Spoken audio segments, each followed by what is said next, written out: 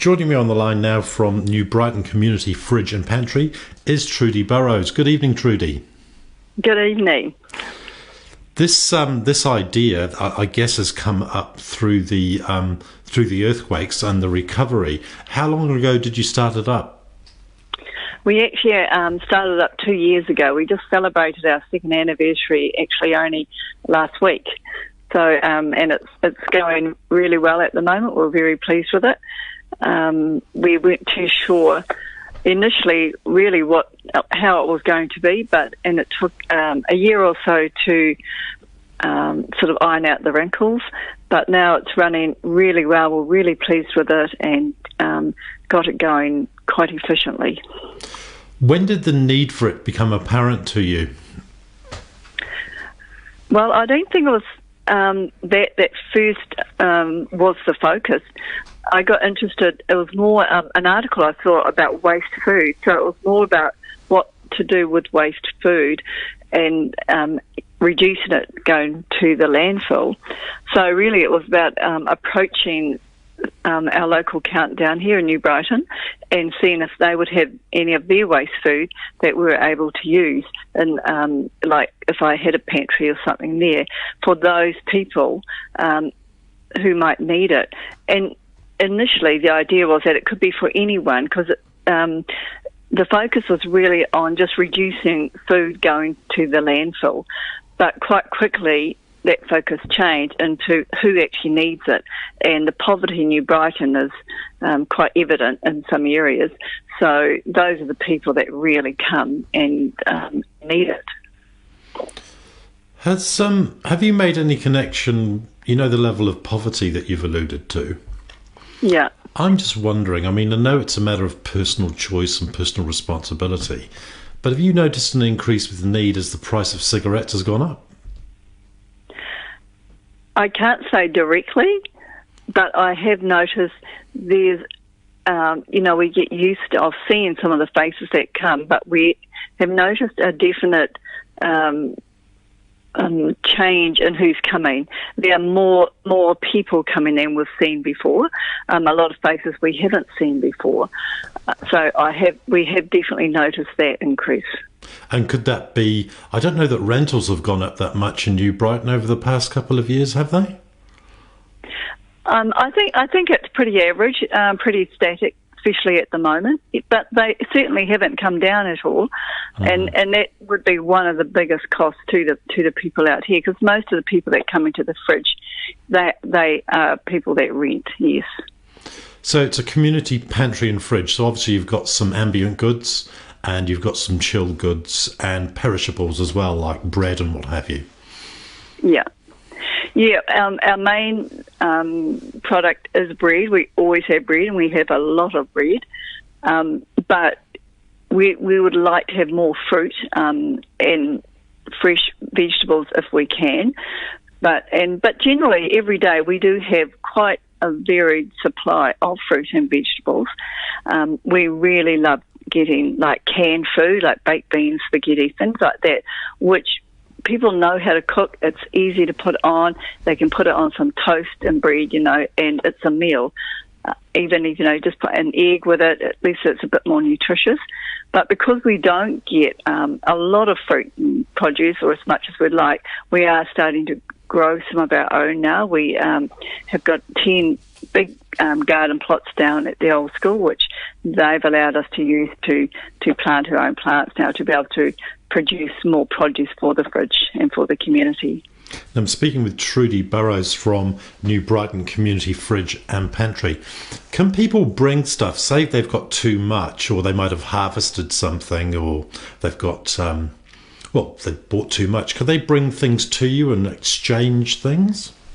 Oh, absolutely. We love people bringing things, and especially like when they have grown things in the garden, they've got excess. We love that they bring it down, and they certainly don't have to exchange anything. They can,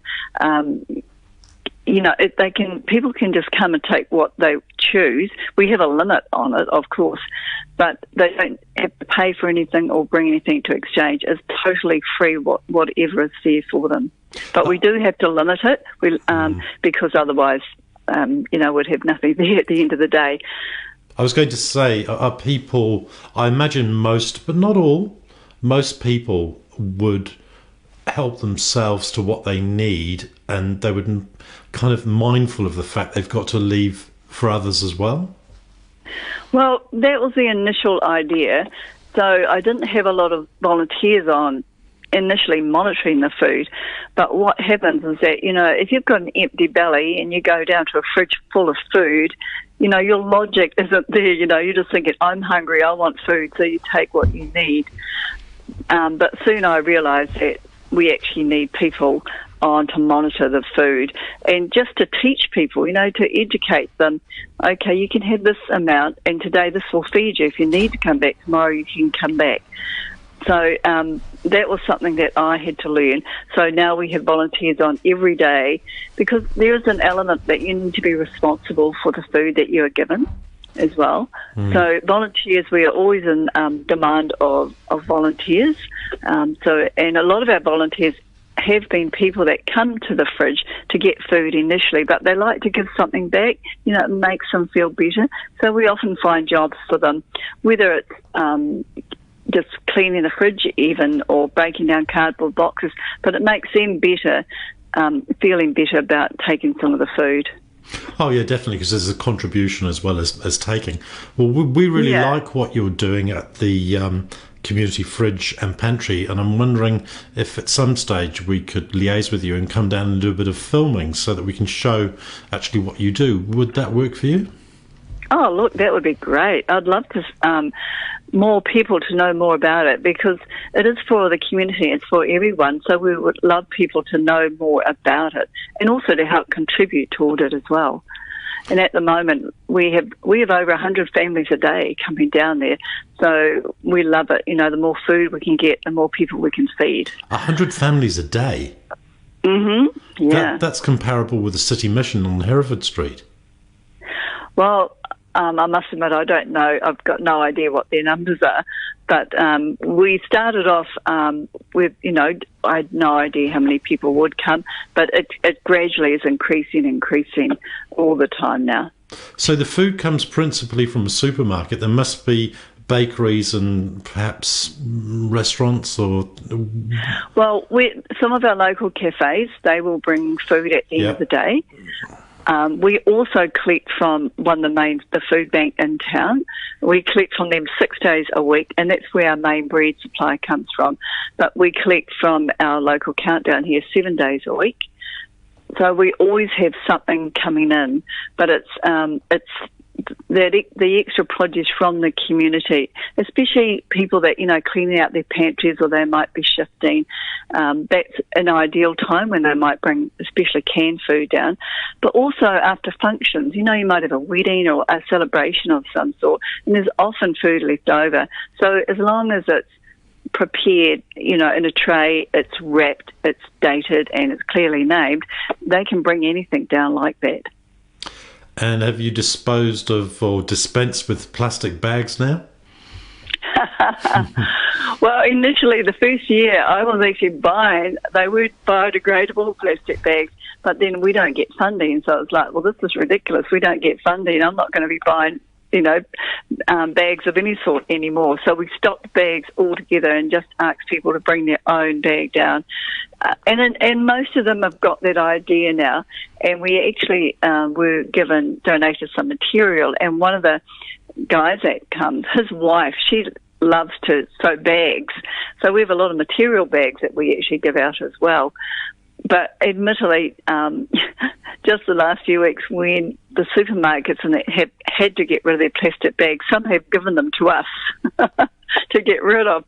So we have just made use of some of the last of them, but we certainly won't be bringing any more in. And we just encourage everyone to bring their own.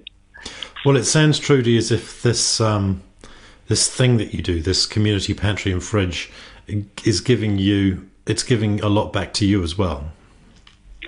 Oh, look, it's a lot of fun, and it is. It is. I certainly get something out of it, and the volunteers the same, because, you see these people that come, a lot of them are very fragile, they're volatile, and it makes you realise, just actually how blessed and lucky you yourself are. And it's rewarding knowing that you can help someone. And also it's a place where people are lonely, some of the homeless, they might just come down for a bit of company, for a chat. We've some that, they always just want to come and give us a hug. And we have another guy sits on the fence and he plays his guitar sometimes. And so it's actually not all the time just about the food. So and that in itself is rewarding as well. Well, good on you, Trudy, and all of the volunteers that help you. And we will be in touch and come and do some filming so that we can show our audience a bit more about what you're doing. Trudy, good night to you. Great to speak with you. Thank you. Okay, bye-bye. Bye-bye. Right, very shortly we're going to continue on with the theme by talking to somebody who is a dumpster diver. We'll be speaking to Shere Khan very shortly here on After Dark.